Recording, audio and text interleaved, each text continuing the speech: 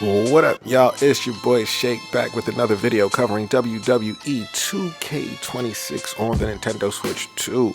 So, I've been sitting with the game for almost a month now, and I really wanted to kind of do just the state of the union, if you will, about the game, right? Like, let's discuss where the game is sitting right now on the Switch 2. And, I know that there are issues that are plaguing the other consoles as well, but I feel like I'm one of the very few people covering the game on the Switch 2. But if you're new to the channel, I encourage you to subscribe. You know what I'm saying? If you've been checking out my content, please give it a like. You know what I mean? And shout out to everyone that's really been supporting the channel so far. You know what I'm saying? In terms of like my live streams or just like leaving comments and all of that stuff. I'm approaching 500 subscribers, and it really means a lot. I really appreciate all the support that you guys have given over the last couple of weeks.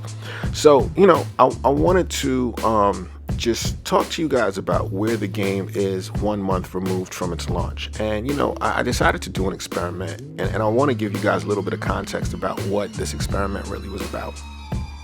So to the best of my ability, I tried to do a side-by-side comparison with 2K26 and 2K25 on the Switch 2 to show the visual differences of the game. And again, 2K25 was an amazing game.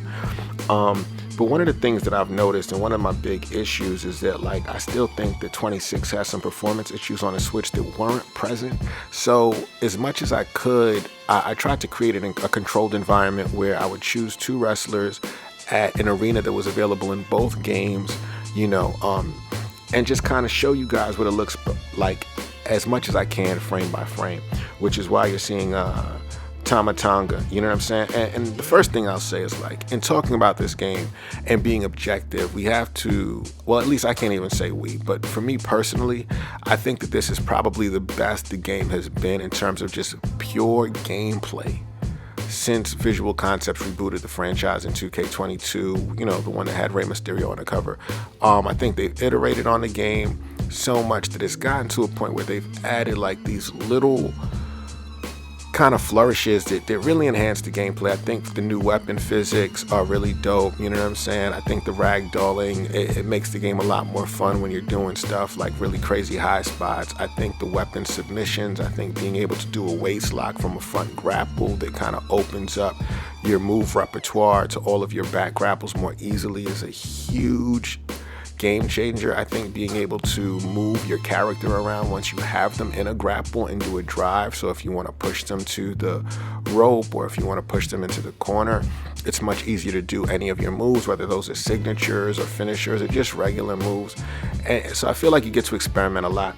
But on the Switch 2, I definitely want to talk about the performance, and the one thing I'll say is that I think from a visual perspective, the game is still gorgeous, right? And 25 was really amazing. I think it was one of those things, it was a pleasant surprise. I didn't expect it to be as good as it was. It kind of blew my mind, to be quite honest.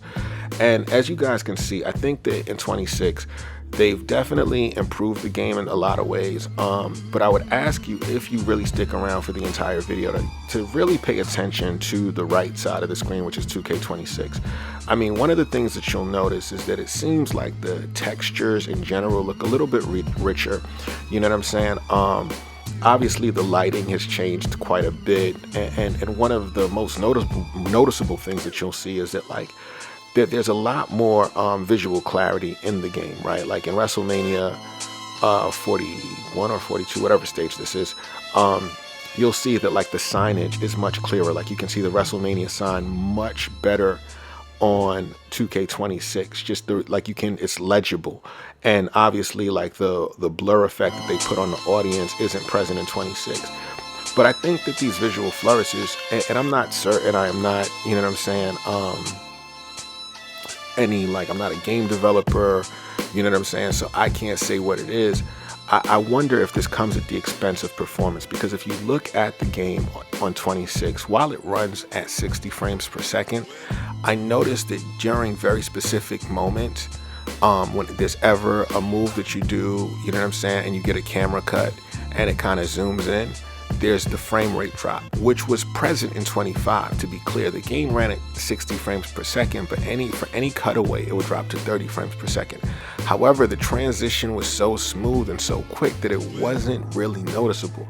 However, it feels like whatever the game is doing in terms of processing in 26, it's a little bit different. And again, if you pay attention to the right side of the screen, you'll notice that there are moments where the frame rates will drop and then it just simply doesn't recover for a few seconds. And this is one of my biggest issues with the game up to this point, because again, the gameplay is amazing. I think it's improved, and in so many ways, 2K26 adds so many new elements to the game that it is functionally a better game. But the performance is not what 25 was on Switch.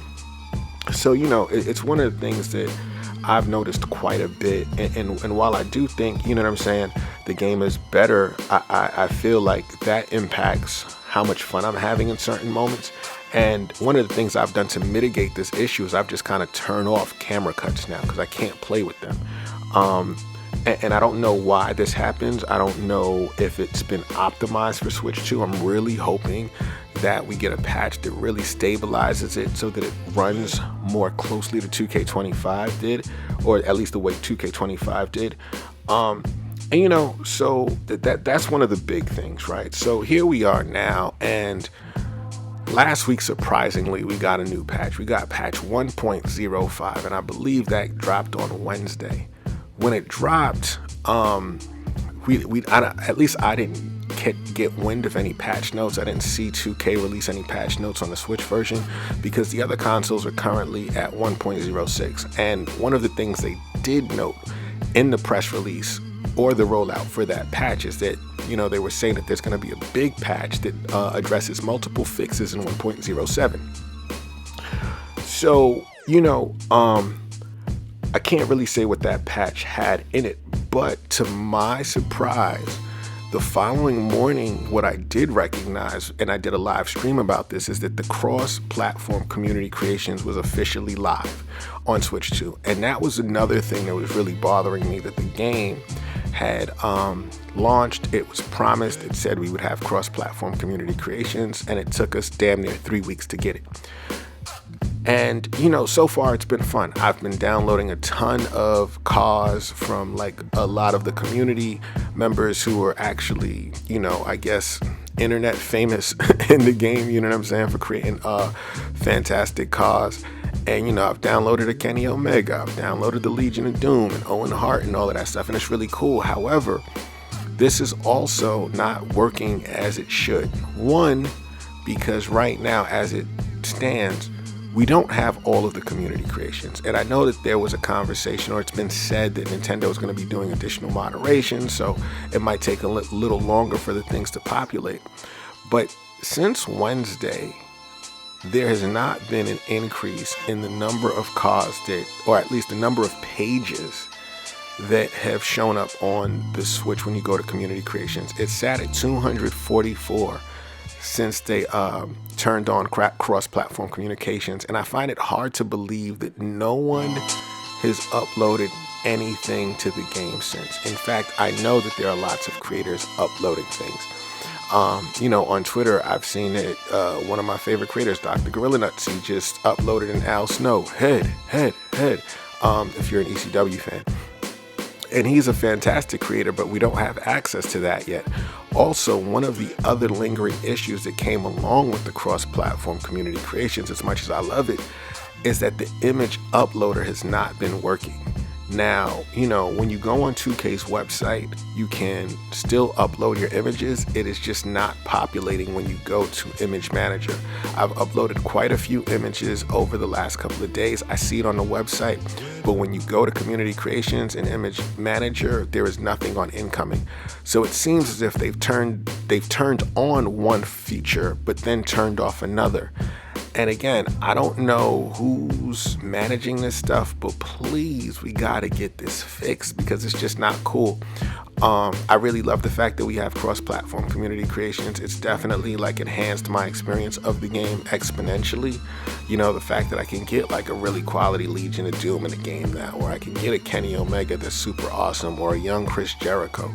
Those things excite me. It enriches the game, especially when there are bugs and things that need fixed, like universe mode. But again, I think it's really bothersome that it's like you make one step forward, but then there's two backwards. You know what I'm saying? It's one of those things where you kind of cut your nose off to spite your face. And I just hope that everything functions well.